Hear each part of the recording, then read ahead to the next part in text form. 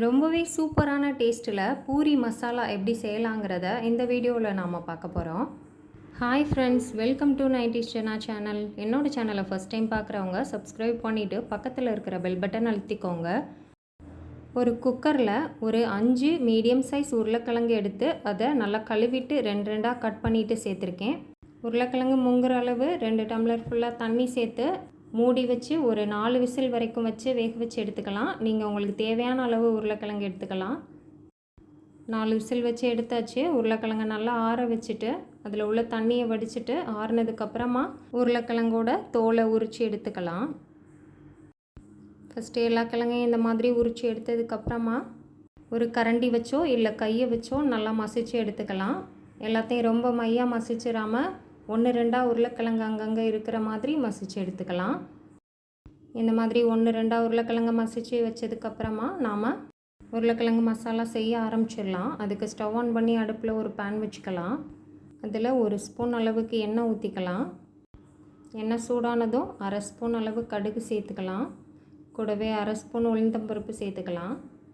கூடவே 1 ஸ்பூன் அளவு கடலைப்பருப்பு சேர்த்துக்கலாம். இப்போ கடுகு நல்லா வெடித்து கடலைப்பருப்பு செவந்து வரணும். அது வரைக்கும் நல்லா கலந்து விட்டுடலாம். கடுகு கொஞ்சம் வெடிக்க ஆரம்பித்ததும் இதில் கொஞ்சமாக ஒரு சின்ன துண்டு அளவு இஞ்சி தட்டி எடுத்து வச்சுருக்கேன், அதை சேர்த்துக்கலாம். கூடவே ஒரே ஒரு பல் பூண்டு தட்டி எடுத்து வச்சுருக்கேன், அதையும் சேர்த்துக்கலாம். இப்போ இதில் காரத்துக்கு தேவையான அளவு பச்சை மிளகாய் சேர்த்துக்கலாம். நான் இப்போ 2 பச்சை மிளகாய் 2 கீறிட்டு சேர்த்துருக்கேன். உங்களுக்கு காரம் எவ்வளவு தேவையோ அதுக்கேற்ற மாதிரி பச்சை மிளகாய் சேர்த்துக்கோங்க. இப்போ நம்ம சேர்த்துருக்க எல்லா பொருட்களையும் எண்ணெயிலேயே நல்லா வதக்கிக்கலாம். கடலைப்பருப்பு நல்லா நமக்கு கலர் சேஞ்ச் ஆகி வரணும்.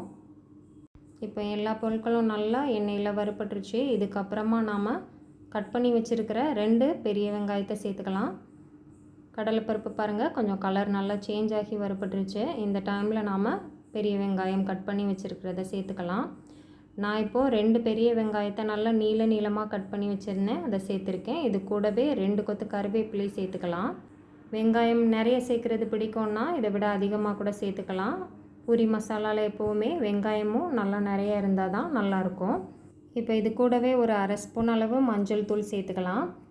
இப்போ இதை நல்லா கலந்து விட்டு வதக்கிக்கலாம். வெங்காயம் வதக்கும் போதே நாம் மஞ்சள் தூளும் சேர்த்துட்டோன்னா நமக்கு மஞ்சளோட பச்சை வாசனை இல்லாமல் இருக்கும். அதனால் இப்போவே சேர்த்து வெங்காயத்தை வதக்கிக்கலாம். வெங்காயத்தை ரொம்ப வதக்கணும்னு அவசியம் இல்லை. நம்ம டேஸ்ட்டுக்கு ஏற்ற மாதிரி வெங்காயம் எந்தளவு வெந்தால் பிடிக்குமோ அதுக்கேற்ற மாதிரி வதக்கிக்கலாம்.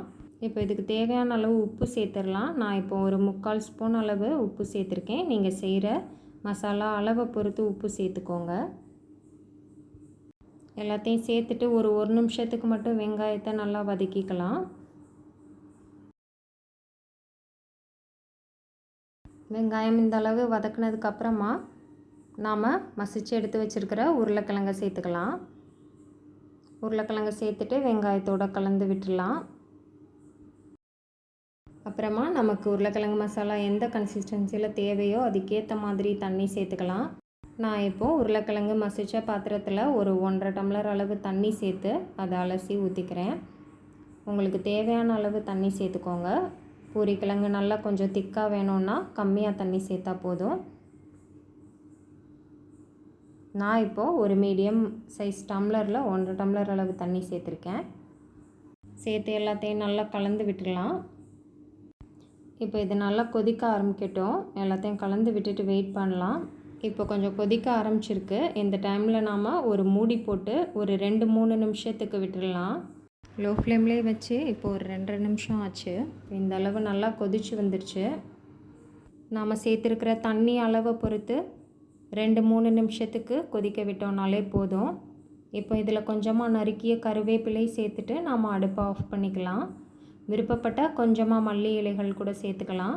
ஆனால் இந்த பூரி மசாலாவில் மல்லி இலை சேர்க்கணுன்னு அவசியம் இல்லை. இந்த பூரி மசாலாவில் மாவு கரைச்சி சேர்க்கணுன்னு அவசியம் இல்லை. ஏன்னா நமக்கு உருளைக்கிழங்கே நல்லா கொஞ்சம் திக்கான கன்சிஸ்டன்சிக்கு வந்துடும். இப்போ கட் பண்ண கருவேப்பிலை மட்டும் சேர்த்துட்டு கலந்து விட்டுட்டு அடுப்பை ஆஃப் பண்ணிக்கலாம். பாருங்கள், நமக்கு பூரி மசாலா நல்லா திக்காக இருக்குது. இப்போ ஒரு 1 நிமிஷத்துக்கு மூடி வச்சிடலாம். இப்போ நமக்கு ரொம்பவே டேஸ்டான பூரி மசாலா ரெடி ஆயிடுச்சு. பூரியோட சப்பாத்தியோட சாப்பிட்றதுக்கு ரொம்பவே டேஸ்ட்டாக இருக்கும். மிஸ் பண்ணாமல் ட்ரை பண்ணி பாருங்கள். ட்ரை பண்ணி பார்த்துட்டு எப்படி இருந்ததுன்னு சொல்லி எனக்கு கமெண்ட் பண்ணுங்கள். என்னோடய சேனல் பிடிச்சிருக்குன்னா லைக் பண்ணுங்கள், சப்ஸ்கிரைப் பண்ணுங்கள். தேங்க்ஸ் ஃபார் வாட்சிங்.